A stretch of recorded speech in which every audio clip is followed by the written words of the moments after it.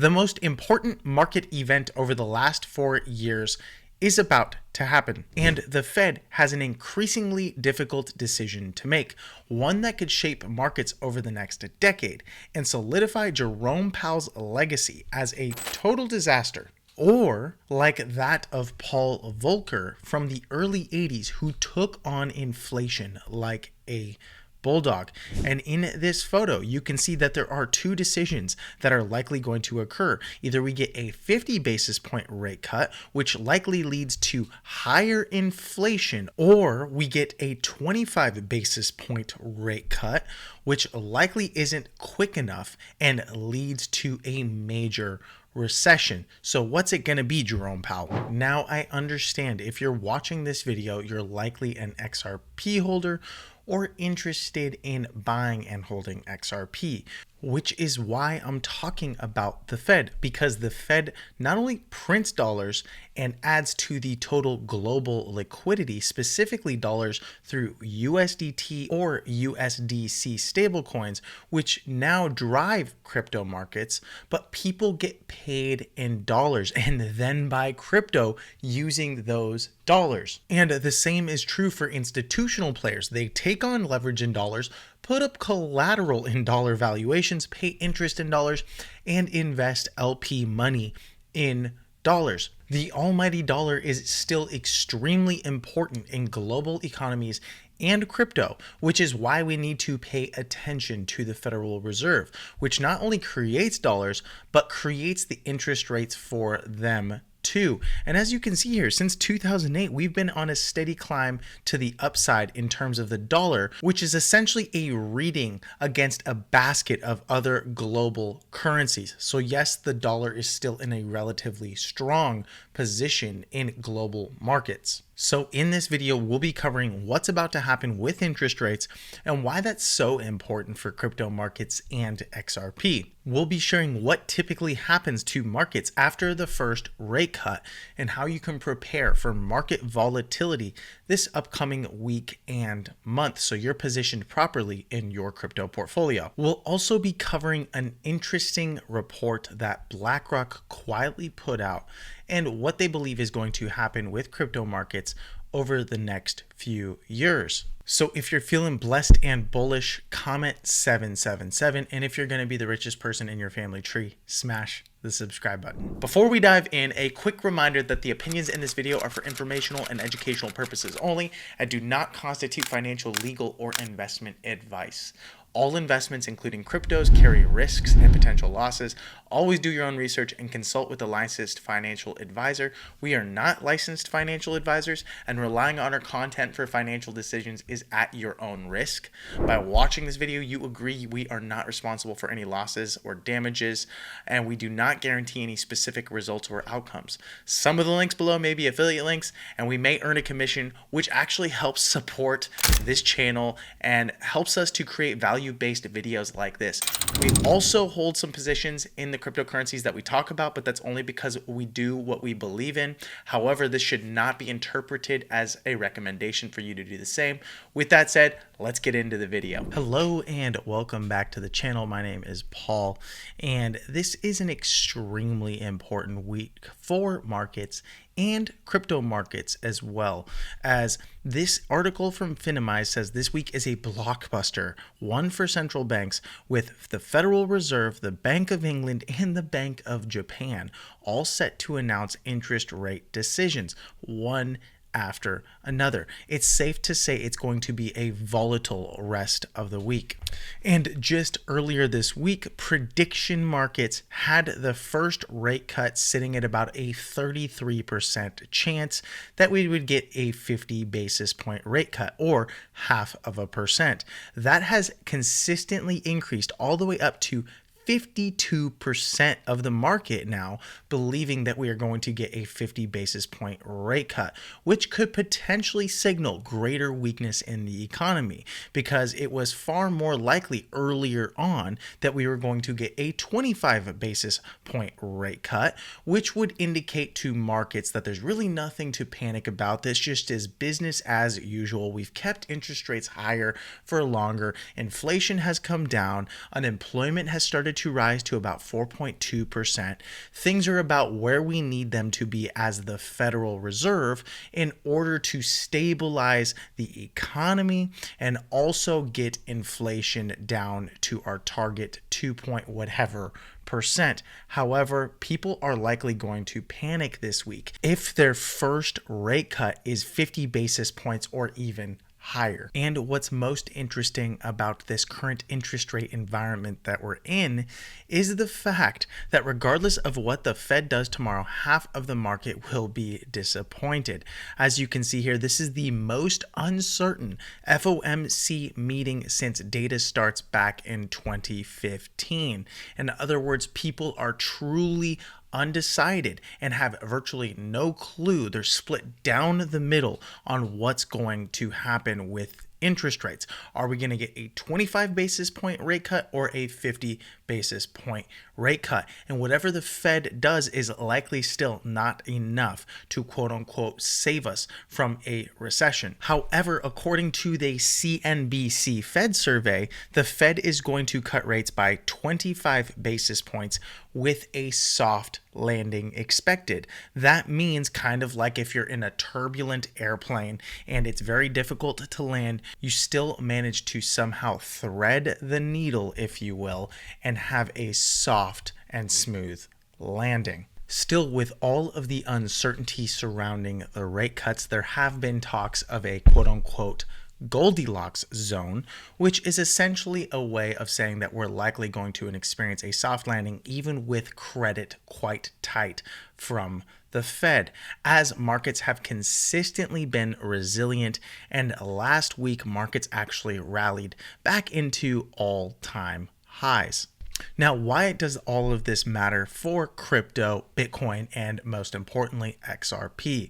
Well, from this article over at Decrypt, it says that Bitcoin and other cryptocurrencies have largely benefited from low interest rates because they are risk-on assets. Such investments, which also include US equities like tech stocks, have more volatile price movements. And that is the truth. Crypto, more than any other asset class that trades into the trillions of dollars as a total market, is far more volatile than, let's say, the S&P 500 or many tech stocks. The crypto market has largely moved with US equities, especially now. K33 research said that the 30-day correlation between Bitcoin and the S&P 500 is now at levels not seen since October of 2022. And I just want to remind the majority of viewers on this video that the same is true of XRP and Bitcoin, that they are highly correlated in that if Bitcoin is dumping hard, it's likely that XRP is as well, as a lot of these things are driven by algorithmic trading, and that's probably 80 to 85% of the total market. The players with the big money have algorithms moving their money based on incoming economic indicators and data on the fly. So yes, if something sells off like Bitcoin, it's likely XRP will as well.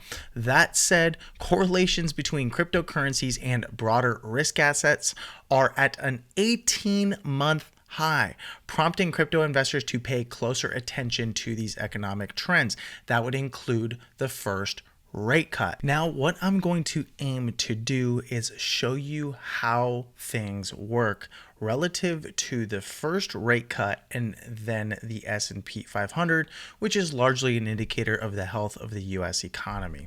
So this is right here back in 2000, or the dot-com bubble, where the Fed continued to increase interest rates to a terminal rate of 650 basis points, or 6.5%. Then at the first rate cut right here, let's just say January 1st of 2001, the market was actually lower than its all-time high, so it was signaling a bit of weakness. Then as the market started to dump, the Fed was very aggressive with their rate cuts and consistently lowered them to a terminal low of about 1%. basis or 100 basis points or 1%. Then in similar fashion, they started doing their interest rate increases right here at about 25 basis points at a time to take on the incoming data. And as you can see, the market rallied. Then right around this period of time, I'll try to make sure that you can see this, the market rallied for a slightly newer high as they did their very first rate cut. However, it marked very close peak. I mean, we're talking within a few weeks, the market peaked about a month. And then after the first rate cut, right, the market started collapsing and fell out right from under it. In 2009, we bottomed. And guess what the Fed did? They lowered interest rates aggressively to the lowest lows they'd ever been at about 25 basis points or 0.25%. And that's what allowed for the economy, right, which is very it needs a lot of fiscal stimulus and money printing, or QE, which was practiced for the first time here, in order to get the economy to really rally for a very long period of time. We're talking all the way from 2009 to really 2020 before we saw any major sell-offs like we did in the coronavirus pandemic. Then in similar fashion right over here, the market rallied pretty hard. We had a terminal rate or terminal interest rates at about 250 basis points after the first rate cut. Markets rallied, but they really didn't rally that hard. I mean, we're only talking about 16%. Someone would argue, well, that's quite a bit. And it may be, from the perspective of the S&P 500, that is quite a serious gain. However, things, collapsed during the coronavirus pandemic. It was very unknown. It was very out of the blue, a black swan event. Yet that's what caused the Fed to respond accordingly by acting aggressively and lowering interest rates again to near zero or 25 basis points. And they held it there for a little too long as inflation continued to rise, and that's when they started increasing interest rates yet again. Now, we've been at a terminal rate. I'll try to get this all aligned here so you can really see it. We've been at a terminal rate for quite some time here, okay? And so what we're focusing on is that very first rate cut. And if we start to see the markets rally just slightly and any potential weakness into this range right here, I'll really try to zoom in because it's kind of hard to see. But if we see any potential weakness right here, maybe a new high and then a breakdown, then that would likely signal the end of this bull market. Now, it's important to note that we always get a typically very strong market year, especially into an election year, which is really interesting considering there's typically a lot of uncertainty, and the fact that incumbents, if they had a strong economy, typically win yet again. But since we don't have that incumbent, since we have a new potential candidate who didn't have that much backing to begin with and was kind of just installed, Kamala Harris, and then Donald Trump, which is arguably one of the most polarizing characters in history, it still is relatively uncertain what's going to happen, considering now that second assassination attempt in 2 months. We really don't know if he's going to make it to the election. We would hope so, but the reality is we don't know, and anything can happen. So ultimately what we're focusing on is the fact that we're consistently rallying right back up here, and we'll really try to get in here back up to that high of $5,640. If we continue to rally into that first rate cut, it's just important to note and remember that over the last 3 major rate cuts back in 2001, 2007, and 2019, right, the Fed almost always responded to a weak or a negative economic environment by lowering interest rates to near zero. So that has happened every single time over the last 24 years, and it's likely going to occur again, even though the markets might rally through the end of the year, and that's kind of what we're expecting. We also expect the markets to peak off sometime in early 2025, maybe, April or even February range, in that range. February to April, and then, as things look economically weak, the Fed will actually respond by lowering interest rates longer. But it's important to also note that back here in 2019, the Fed kept interest rates at about 175 basis points for a long period of time. We're talking from October all the way through February. So a flat table like this is very much possible as well.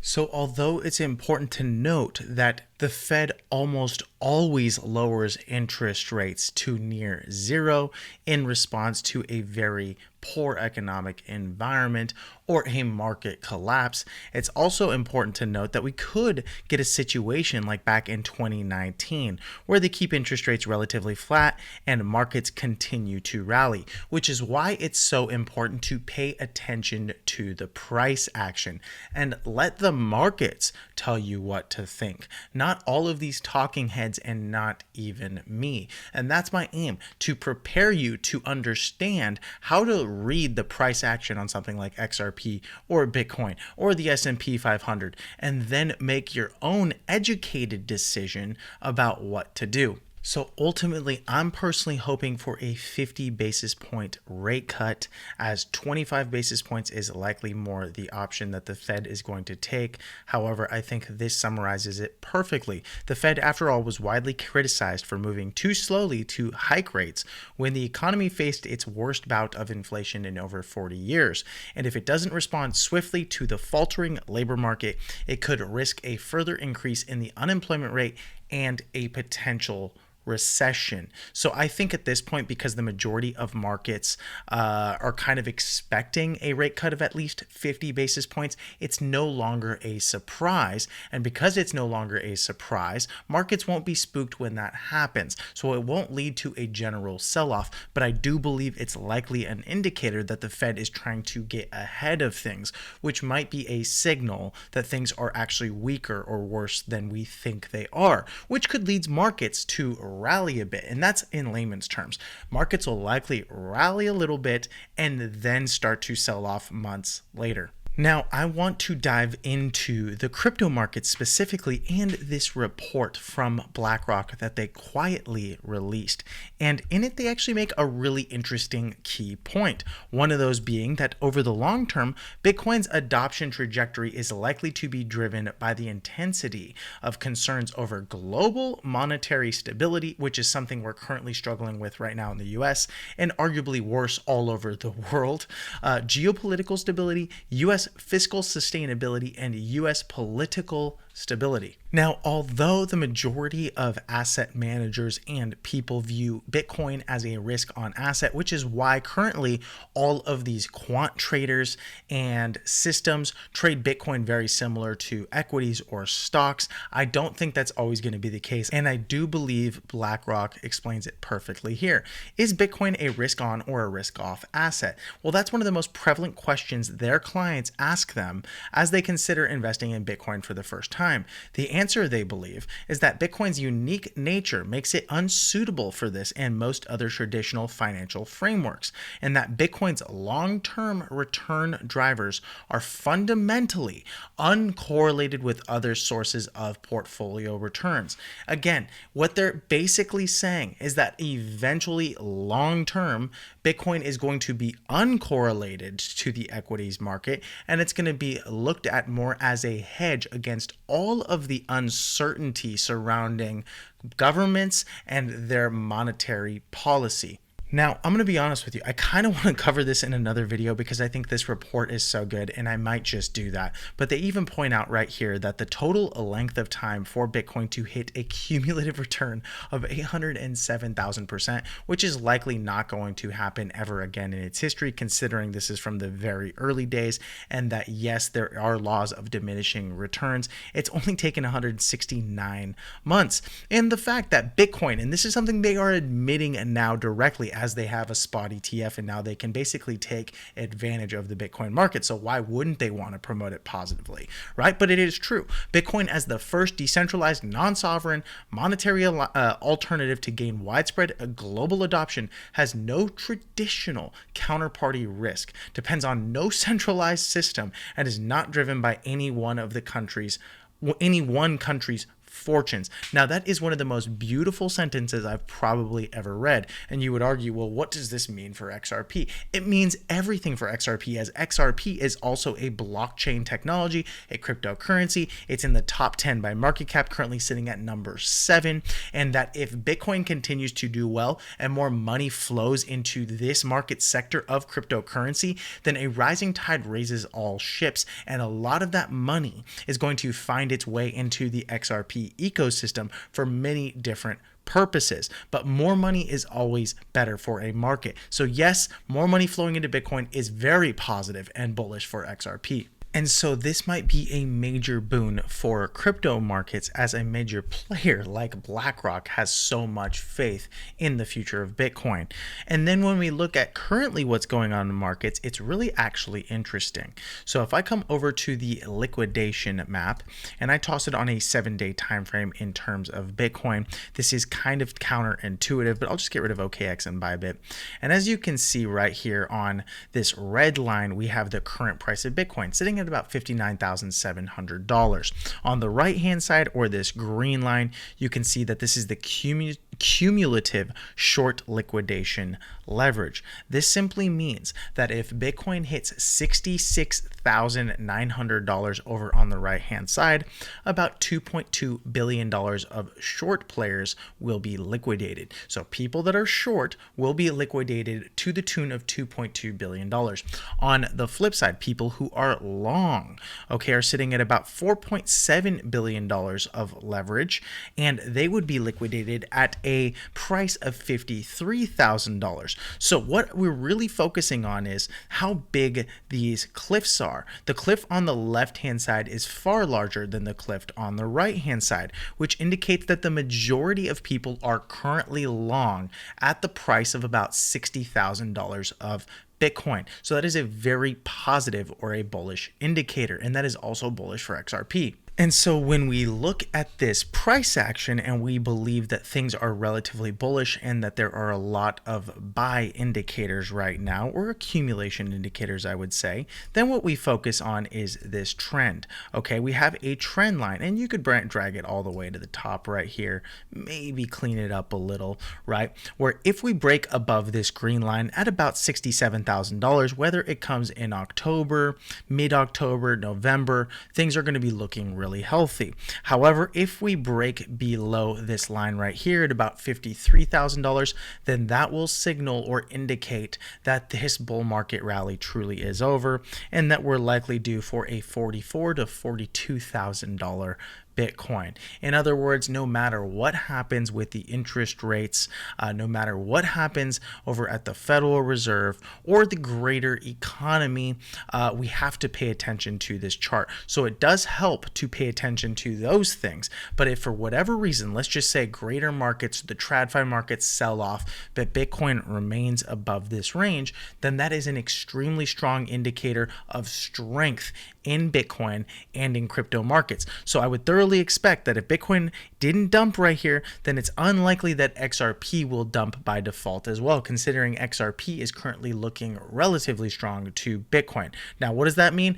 That means when Bitcoin dumps, XRP is dumping less. When Bitcoin pumps, XRP is actually pumping harder. And that's indicated right here by this green line. This is the price of XRP, or I would argue the relative strength of XRP to Bitcoin. Since the local lows here over on July 5th of 2024, XRP is up 34%, Bitcoin is up only 5%. So that is a 30% difference. It is a major difference, and it's a good signal and indicator that there is demand and a strong group of holders over at XRP. So if things really start to fly into the end of the year, the only asset I'd want to be holding is XRP versus Bitcoin. I can expect far bigger gains, and the fact that it's been in such a long, strong range, right? The longer the range, the stronger the breakout.